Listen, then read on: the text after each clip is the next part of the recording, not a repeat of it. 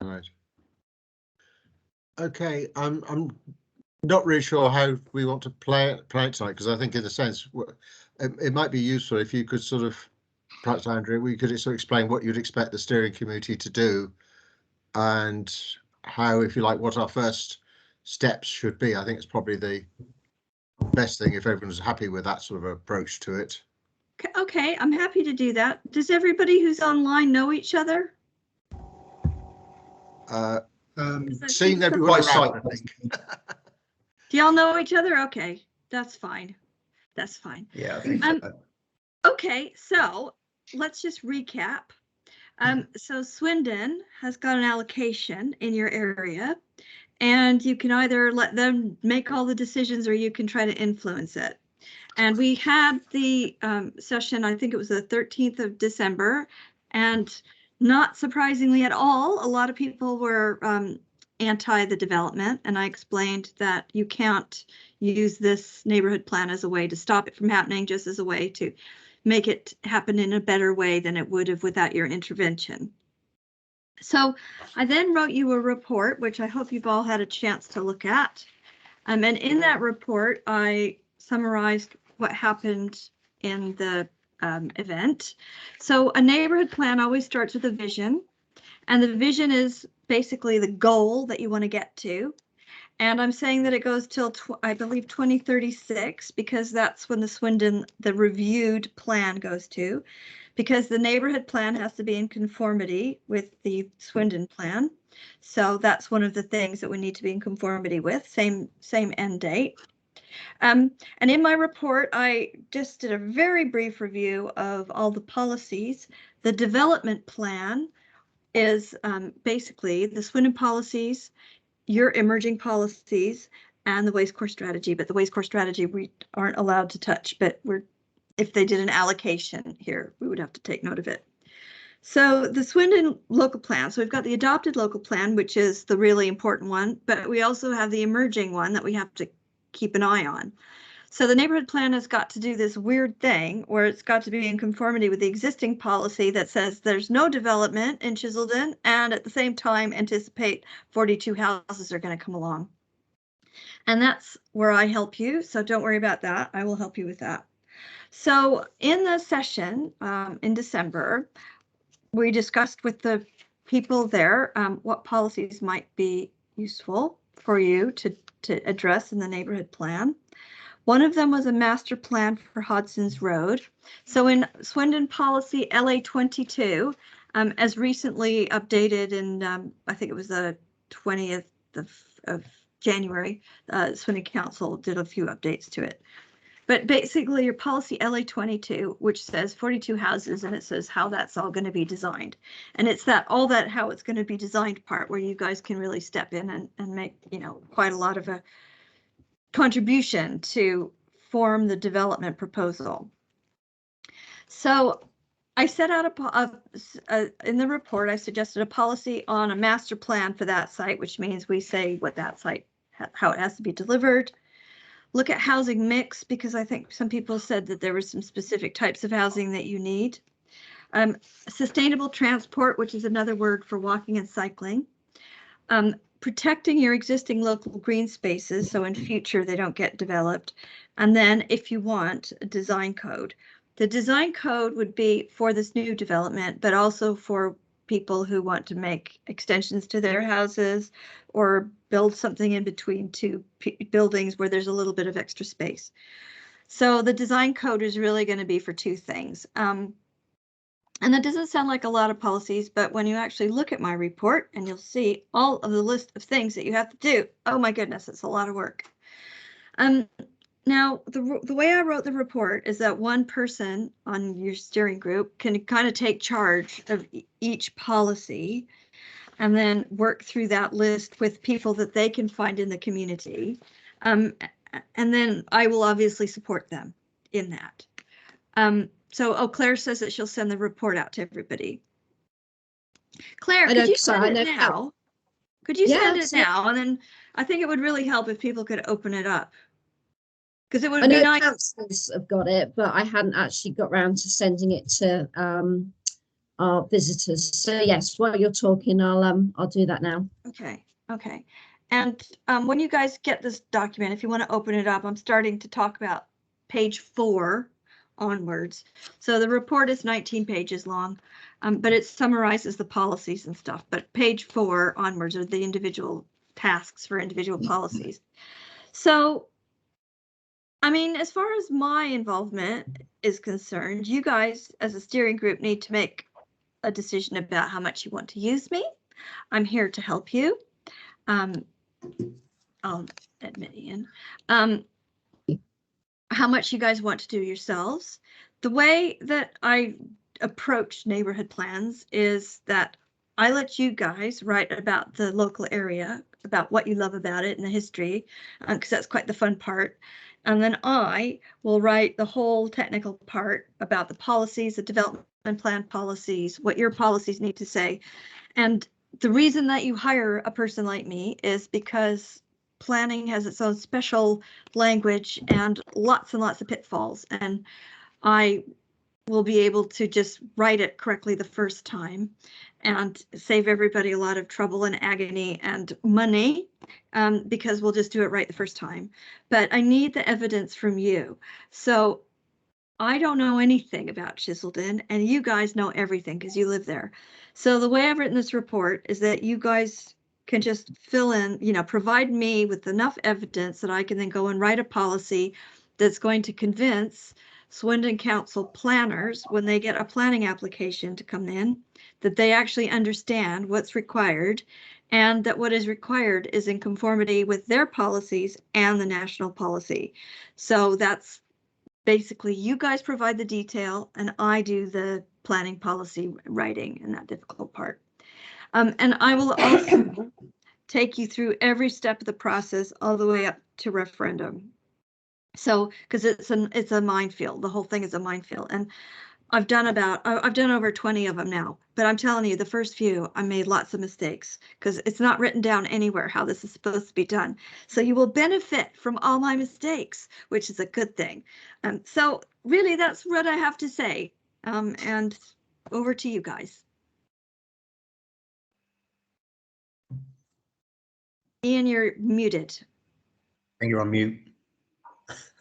Sorry about that. Yes, I just try and keep on mute so no noises sort of get in. So apologies. Yeah, does anyone want to sort of kick off on what they want to say or ask any questions? Yeah, I'll jump in, please, Ian, if you don't mind. Certainly.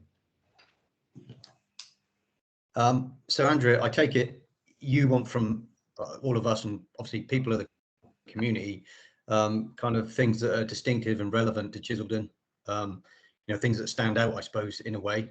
So you can compile that list, I believe. Is that what you're? That's correct, but I need you to do it in exactly the way I say. So every policy has a different requirement. So you have to do it the way I say, otherwise I'll have to have you redo it. So I'm just warning you. That's why this report is important, because it actually says what you need to do step by step, pretty much.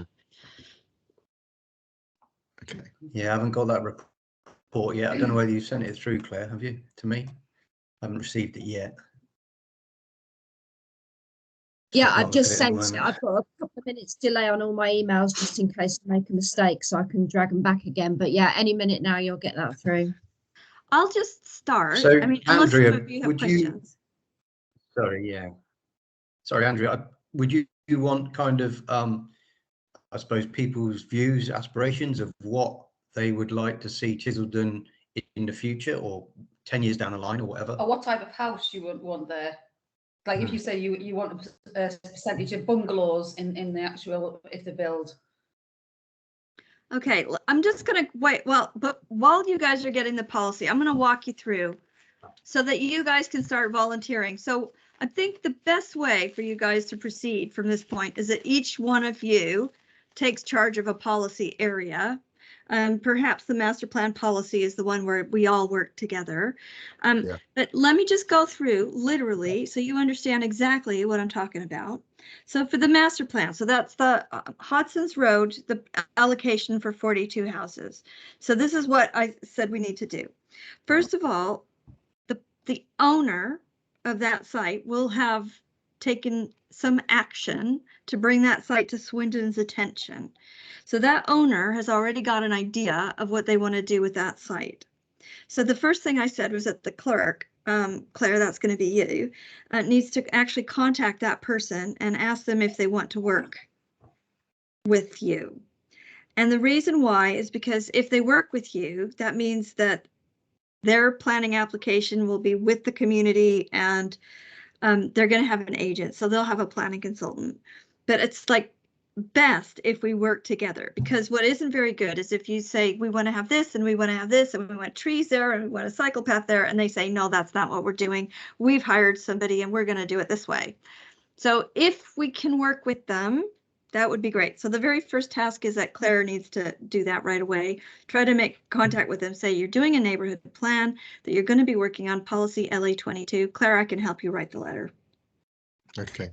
We have actually, as part of the parish council, I actually sort of, in a sense, we've already given that through the SBC what we expect in terms of the buildings and things like that, to sort of things like, you know, driveways, perhaps solar paneling, car charges, things like that, which is not really could be part of the policy, but okay, so we have to look at that. So the thing is that mere mortals like you don't understand is that planning evidence has got to be collected in a certain way. So first of all, my job is to make sure that you gather the right kind of evidence. So it's like if you say that you want it to look in a certain way, or you want to have bungalows or something, you have to prove why you need bungalows as opposed to something else, because a bungalow costs the applicant more money to build than a terraced house with 2 bedrooms, doesn't it? So why is it that you need them to spend more money? Why is it necessary? So that's a policy later on that we'll get to. So stuff like that is important, but until you can move it on from it being an aspiration or an opinion to being something where you have evidence, like you've done a survey and people have said that they have to have a bungalow because they're worried that they, you know, if their stairs, when they get older, they won't be able to use the house, and that's why they want a bungalow, and you can prove that quite a few people in the village want a bungalow, you can't have a bungalow policy. So you have to do quite a bit of justification. And everything in planning is all about money. So you cannot require anybody to spend money on something nice unless you can prove that they have to spend the money. And that's really the kind of the fundamental rule. So every time you ask this landowner of LA22, Hudson's Road, anytime you ask them to do something extra, they're going to have to pay for that. So you have to prove in policy that that's necessary. So that's why I tell you, you have to do it the way I tell you, and then it'll be fine. Okay, so the first thing is Claire needs to write to that landowner. Then I think you need to go out and, I said, assess the condition of the pavements leading to Hudson's Road to understand if any improvements are required to allow for walking access from the site to the rest of the village. So if you're trying to get people to avoid using cars, then they need to have a safe way to walk. And it's not just able-bodied people, it's mothers with prams that you know, and mothers with 2 little children and a pram who need to get through rush hour traffic in the morning to the school safely. Really. So you need to actually walk the pavement, and on a map, you need to identify where the pavement needs to be improved. And if you can make the case that you know, that development is going to have 42 houses and those people are going to want to get to the primary school safely, then you can say, so this bit of road needs to be replaced, and there's no pavement here, so it's a problem. And you know, there's all sorts of things that you can identify, systematically identify it on a map. So that's one task. Next is consider the site in relation to views, natural features, wildlife, trees, edges, etc., and map out all the features of value or importance. So that means take a map, go onto the site, just scribble, these are nice trees, we want them to be saved. This is a nice view, because somebody said in the meeting, I remember she likes to walk her dog there, and what a shame it's going to be lost. So if there's an important view there, which I believe there is, but I don't know because I don't live there, you know, I need you to take a picture of the view. I need you to show where you were standing when you took the picture. You need to describe the topography. You need to tell me where there's trees, where you think there's bats, where you think there's, a pond or anything that's important. So you just need to go out there with a map and scribble all over the map. And then we'll make a nice map and we'll say, these are the features that need to be protected. So there will be policies in the Swindon local plan that says you have to protect trees or, wooded areas or whatever, hedgerows. But until you've got it mapped out, you can't prove that that's what has to happen on this site. Okay, the next one. Consider the relation of the site to the Sustrans route, because that's actually referred to in the policy, and the proposed picnic area, and define what the scheme should offer for this. So you need to just say, we want the picnic area to be like this, 3 tables, 5 tables, wooden tables, whatever, I don't care.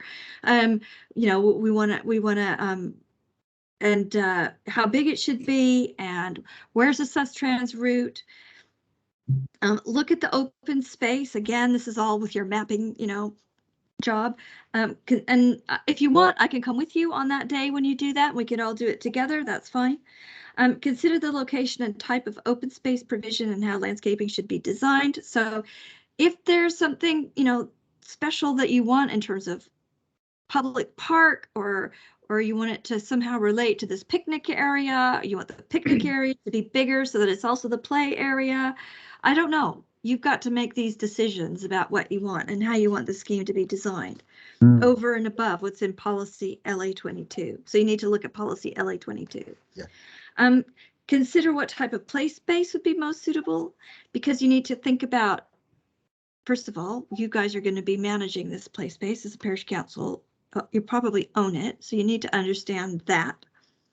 You need to understand what kind of equipment you want. Do you want stuff for little toddlers? Do you want little springy horses, or do you want a zip wire for teenagers? What do you want? And you really have to think about that and put it all down and specify, what age group you want and justify why you want that. Because if you've already got a play area with springy ponies on it, then you don't need another one probably. And all of those little toddlers will be teenagers in 10 years' time. So you need to actually think about what you want across the village, because other people are going to be using this picnic area. So what do you want on the picnic area? And then you need to look at that site and you need to map out the routes from the site to the village and the main amenities. So as you can see, you've got like a doctor's surgery. I know you've got the gas station and, so you want, obviously you've got school. So you want people to walk wherever they can because it's less traffic and it's healthier. So how are they going to do that? And where are the walking routes not very good? And what needs to be done to make those walking routes and cycling routes better? And do you need to have benches along the way because people will be too tired? Or do you need to have a cycle stand at the town center? So it might be that the development doesn't pay for all of this, but your community infrastructure levy might pay for some of this stuff. So you just need to start thinking it through. What does 42 houses mean for you? Then let's see, consider the community design event. So if you want to, we can have an event with villagers where they can actually comment on what your thoughts are. You can think, just validate with everybody. Did we get the picnic area design right? Are these really the routes that are most important? That sort of thing. So if you want to, you can test it in the community. And then we need to just make sure that we understand what the development pays for and what the parish council pays for, because the parish council is going to get SIL funding and it's going to get more precept from the 42 houses. So that's the first policy, and that's the big nasty one. I'm just going to keep going and then we can go back and ask questions. Okay. The next one, which is about bungalows, is a housing mix policy. And that is really how many of which kind of houses. With these 42 houses, there's going to be a requirement for some of them to be affordable housing, but what kind of affordable housing? So we can use locality, ACOM, through locality, so it doesn't cost the parish council anything, to do a housing mix study, and they'll just look at the demographic profile. They'll look at the Swindon policies. They'll look at the housing market in your area and make some recommendations. It will be quite a simple one. If you guys want to do a survey, a community survey, asking people about if they're looking for a different kind of house, that's absolutely great. So we just need to do this like analysis of the housing market basically before we can say we want more bungalows, because you can say the question, one of the research questions could be, do we need more bungalows? But if you don't have this evidence, then you can't make the person who's going to develop LA22 build bungalows because they're more expensive. So if you're trying to make them do something that's more expensive, you have to justify it. Sustainable transport then is about that development, but it's about other developments as well. So if you've got a local walking group, if such a thing exists, ask them to help. And they can actually look at all of the walking paths and the routes and stuff in your town if you want to. So when you're looking at the master plan policy, maybe you guys don't have to do that. Maybe you can ask them to do that. So I've just suggested using red, amber, and green. So red means there's a blockage or there's a missing link. Amber means it needs improvement, and green means it's all functional. And once you start mapping out all your routes in town that way, all of a sudden you've got a really easy way of determining whether planning applications should contribute money towards fixing these routes and making them better. So it's all about finding evidence so that you can get somebody else to pay for stuff or to help the parish council actually decide what it's going to pay for. And I think you should do the same thing with the Sustrans route. Just make sure that in your parish, it's got all of its bits the way you want them. And if not, then, you know, that's something that might need to be required. I would contact the primary school and ask the head teacher how you can find out about how parents choose to take their children to school. So you might want to do a survey with the parents or something, but just understand, because sometimes parents have to drop their kids off to school because they work. Sometimes they drive their kids because they feel it's too unsafe. So you need to understand if there's anything that would make the parents more willing to walk their children to school. And it also might be that, for instance, they say, we would let our children to walk to school if we felt it was safe and there was a lollipop person who made sure they crossed this road or that road. So until you ask them, you don't know exactly what's required. And then when you know exactly what's required, then you can start thinking, okay, how do we provide that? Do we try to do that with the school, or maybe Swindon Council can give a grant for that, or maybe you can ask the applicant to pay for it, but you can't ask the applicant to pay for everything. So, you know, some of it might have to be paid for by other means. But the point is that you have to know exactly what it is that you need to provide. And then in the session, people said that there was rat running. So I think I need you guys to explain how this rat running works. Where does it happen? Why does it happen? How fast are the cars going? What are the impacts? You know, where the rat running occurs. And I suspect that when I came to the event, I rat ran because I got lost. so, you know, you need to, sat nav, I think, is guilty for a lot of bad driving behavior because it just takes you on funny routes. But the point is that you have to put it on a map and you have to explain what the problem is and why the problem happens. And only then will you be able to identify a way to overcome the problem. Then the next policy is local green spaces, and this was quite easy.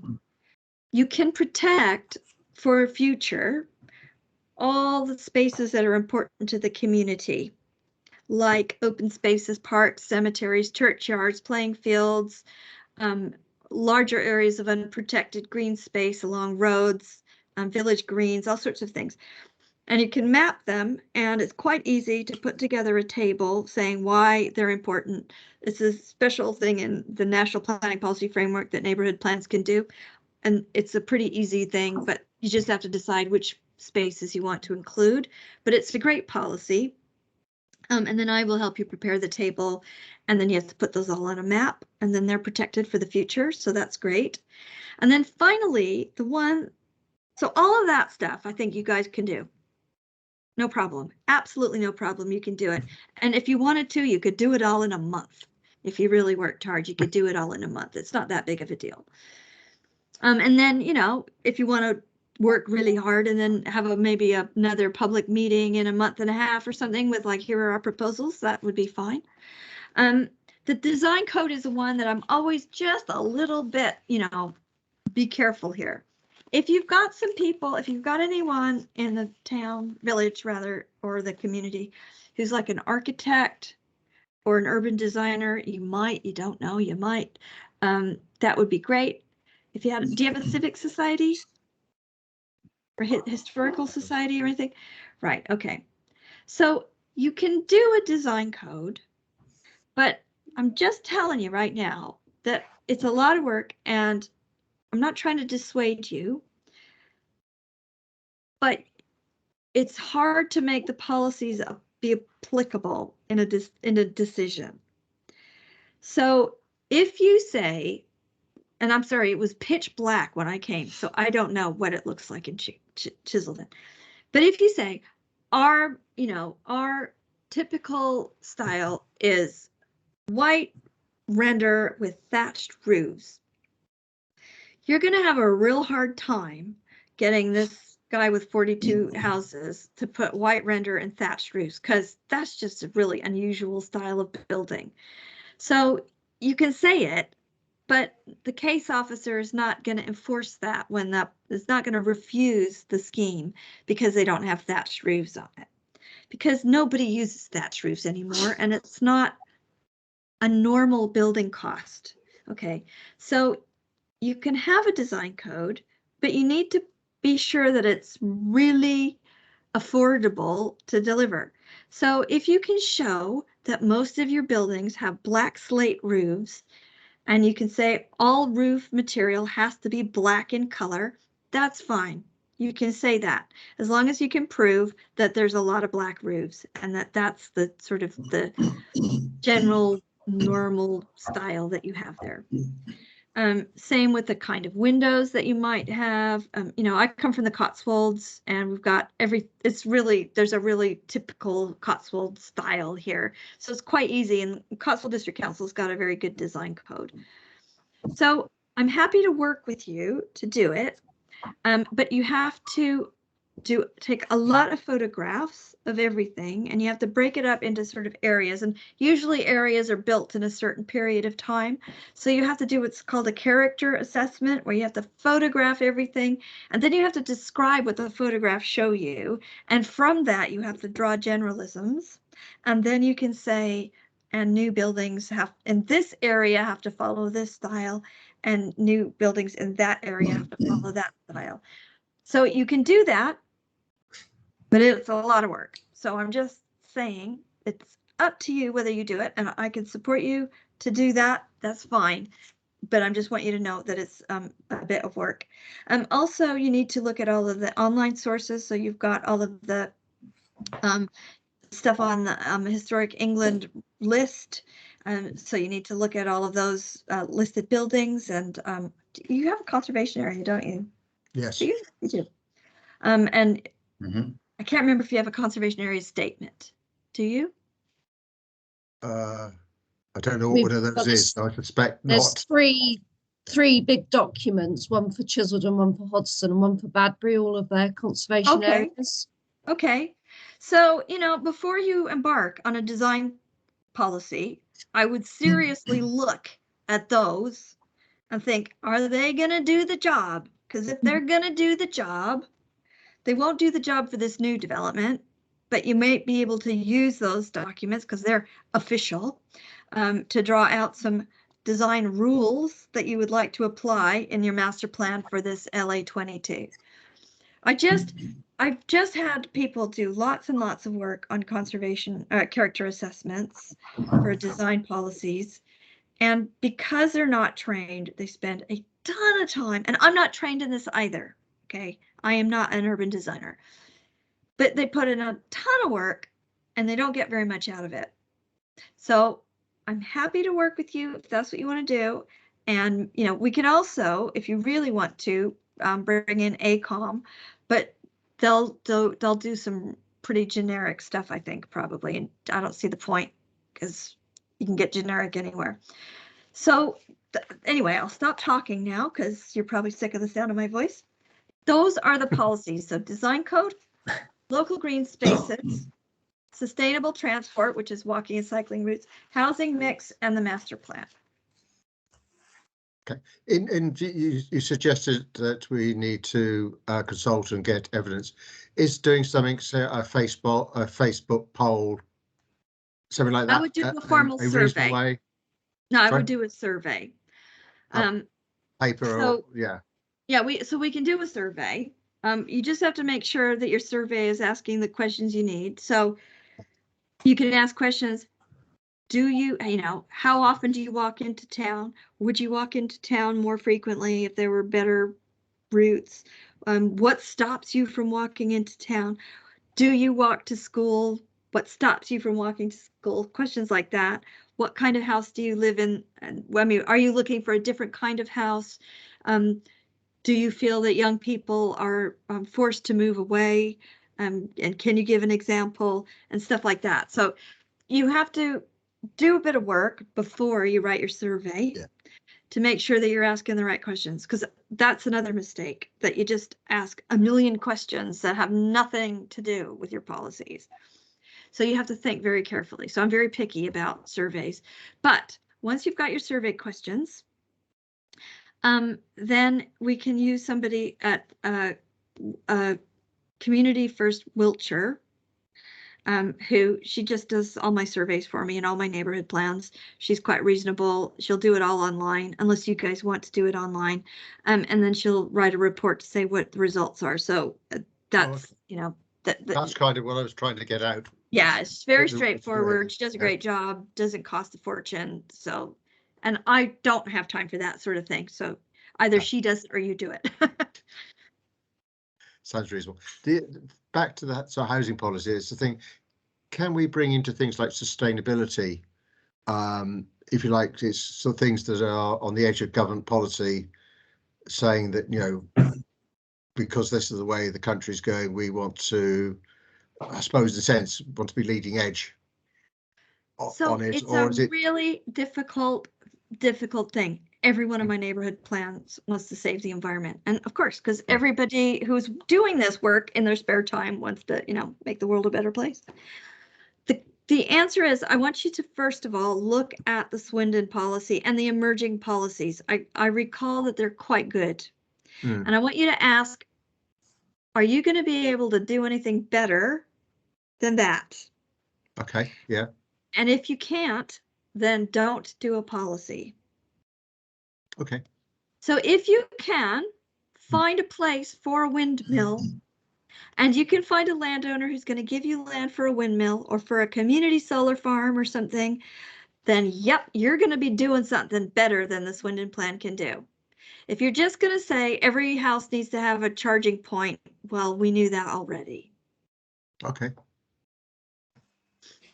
Okay, thank you. That helps. So, okay. Yeah. Okay. And any other questions from anyone? Sorry, I'd rather jumped in there. I don't think so. I need to have a good read of the report, because obviously we've only just got it, so have a good read through it. But what you were saying about you can put down with regards to the type of property that, so when you say that, like, it's 42, you were saying earlier 42 houses, is that 42 properties? 42 and is that dwellings, it says 42 dwellings. 42 dwellings, right? Okay, so like we could, because we don't want, on that site, we don't want a 5-story block of flats being built there, for example, that kind of thing.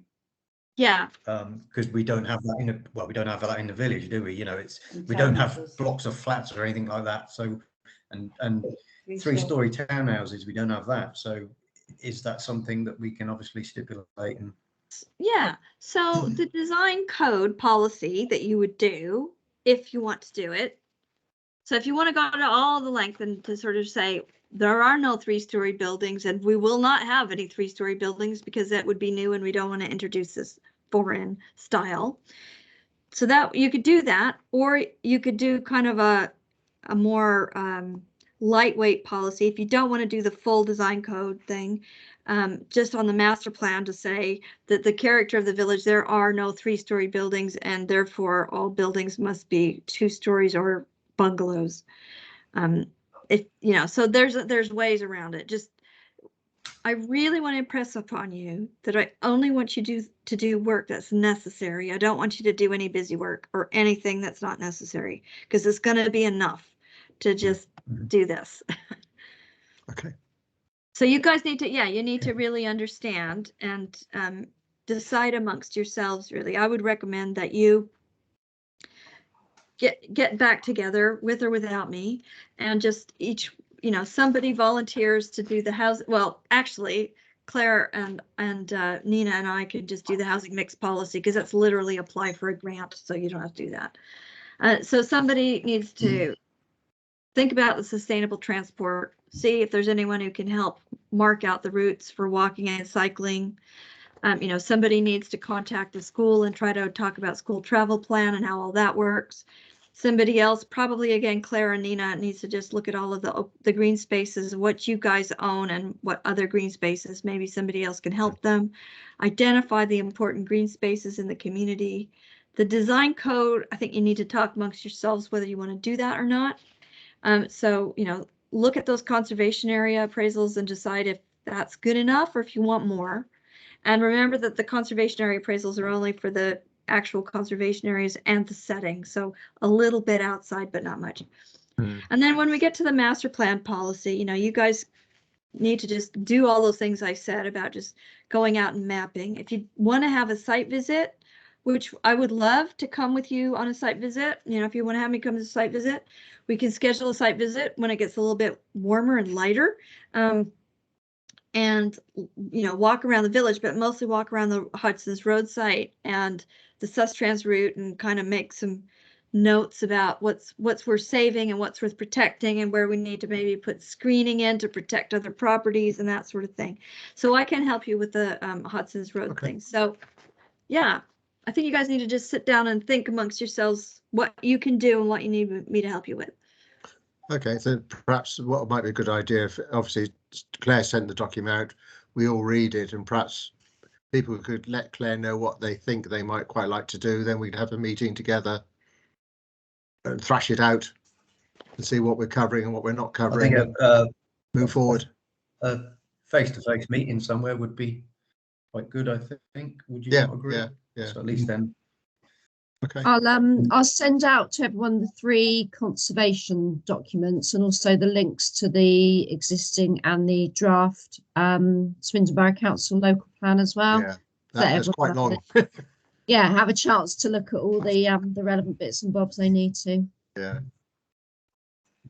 Okay. Is it worth us having a look at how this has been done before, just to see how we should do it, i.e. when you talk about mapping out paths and routes and things like that, how do you want it done? Do you want it done electronically or literally on a map, paper map, or how? Paper map is fine. Paper works best, I think. Let's not overcomplicate things, because when you're out walking around in the drizzle, you don't want to have a laptop. You want to just sort of, you know, pull a map out and scribble on it. So I literally suggest that you draw on the map with colored pens, so red, yellow, green, and then make a little note, you know, on this bit needs a, you know, no pavement on either side of the road, you know, on the red bit, and you know, the green bit, you know, I don't know, pavement is really overgrown with hanging bushes and they need to be cut back. You know, that kind of thing. And then you can create a table that links to the map. And so you have to produce something in the end that in 2 years' time, if somebody's going to do sort of add 2 bedrooms to the side of their house or something, it's really obvious what the policy requires.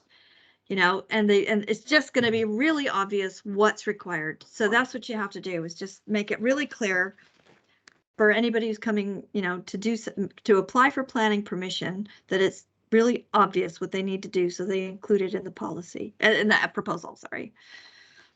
Does that make sense? Sorry, I was going to say, Nina and I have got an online mapping tool. We've both got Parish Online, so we can either print some blank maps which people can then write on, or once people have done the maps on paper, we can input it back on, so that we've then got an electronic version as well, so we can sort of manipulate maps quite a lot, really, which should be hopefully quite handy. That would be absolutely perfect. Absolutely perfect. Yeah. And I've got a mapping program too. I just have to figure out how to use it. So if you give me your, I just bought it. I'm so busy. I haven't actually tried to play with it now. Completely forgotten what I'm supposed to do. So I'll need, I can also make maps for you. And so I just need to have your license number to put on my maps to say that I'm using your license. Okay. So we can put together. But if you've got Parish Online, that's a perfect way to start. Oh, good. Okay. Okay. Anyone else? Are we effectively happy to go away and take it to do the next step? Yeah. Okay. When would people like to meet? I'm happy to do the look at the sustainable transport section. Okay. That's one off the list. That's good. Okay, Claire, you were trying to say something. Sorry. I was just going to say, does anyone have an idea when they would like to meet again? 2 weeks, 3 weeks, 4 weeks? I can obviously, is Monday nights good for people, bad for people? Monday night's not the best night, but and would it be virtual again or face to face? Whatever people's preferences is, I guess. I think face to face would be better, Tim, wouldn't it? Yeah, I mean, I'm happy to do face to face, so depending on how other people feel about that. Yeah, we can meet at the rec hall or at the churchyard, depending on numbers, if people want face to face. Can I ask to not be included in face-to-face meetings unless there's site visits? Yep. Okay. Sure. Yeah. No. Okay. I think it probably might be sensible for us to try and do something on ourselves first, and perhaps then come back to you and say, "Are we going the right direction?" This? Yeah. Yeah. Yeah. I'm hoping that my suggestions are very clear and obvious. Yeah. If they're not, you have my email address. I think you'll get us to the next hurdle. What happens then, we'll see. Yeah. Okay. All right. Okay. Well, can I suggest it's 3 weeks, just to give us plenty of time, and also the couple of the people who weren't able to come tonight, to give them a chance to perhaps view this meeting and have a chance for them to read the documents, read the report and stuff. Yeah. And the background reading. So that's sensible for people. Should I send an email around in a few days' time just to try and get an idea of what dates work, things like that? Yeah. I mean, like Tim, I think I'd prefer not to do Monday, but okay, can do it if necessary. Yeah, same here actually. Okay. Same. Okay. Sorry, what's Maybe a Wednesday or something. What's the goal by the time we meet again? Are we hoping that we're gonna in that time have picked something that we're going to work on and then have something ready to share, or what do we need to happen? What do we want to happen by those 3 weeks? I think it's to agree who's doing what. Right. Okay. So they can then go away and start work on it. And it may be individuals picking off a subject, or it may be 2 or 3 people picking off a subject and doing it together.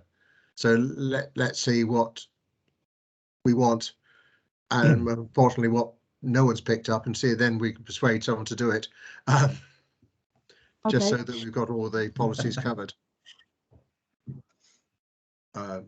That's my thought, but I'm open. Yeah, sounds good. Yeah.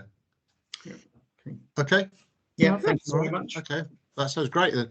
Andrea, thank you very much for your time tonight. Sure. It was, Can I just ask, Claire, have you got your grant all sorted out? No, I finally got word from Swindon Borough Council today that they've sent it to the area designation to the legal team, and the legal team have got 5 days to sign it off.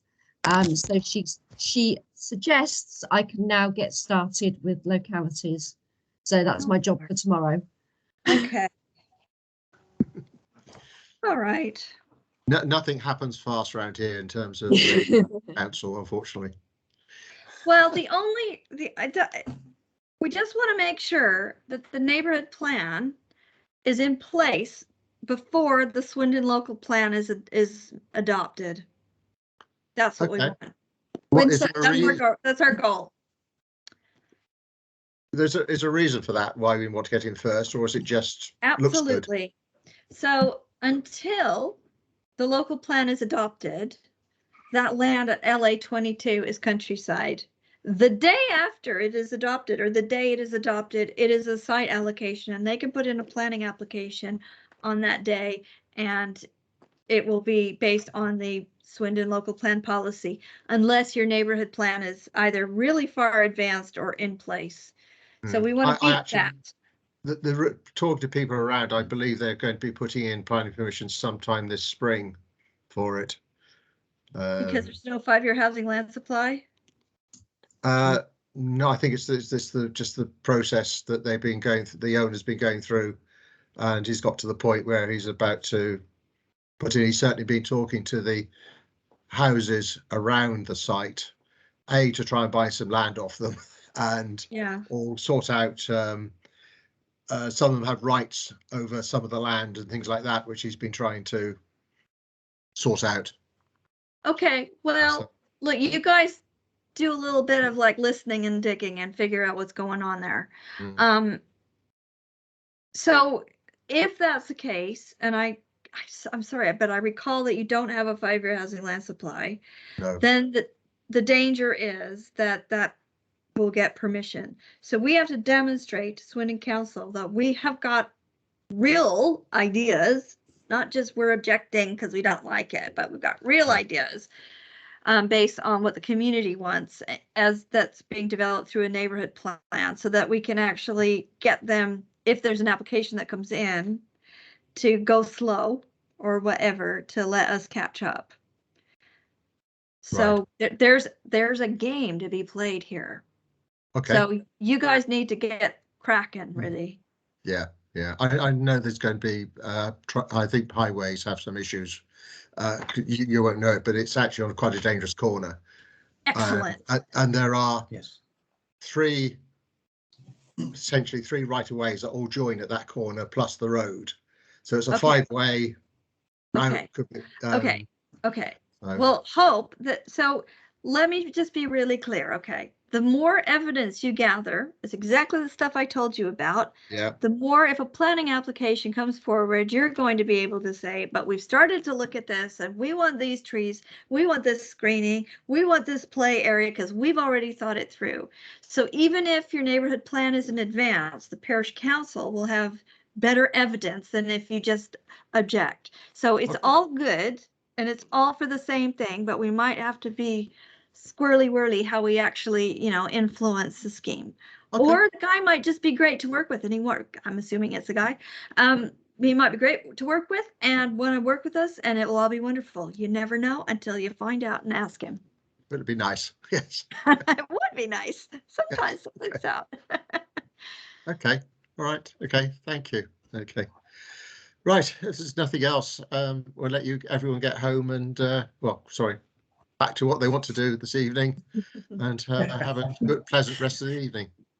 Right. Thanks very much. Okay. Bye, everybody. Thank you. Everyone. Thank you Thanks very very much. Bye. Bye. Bye.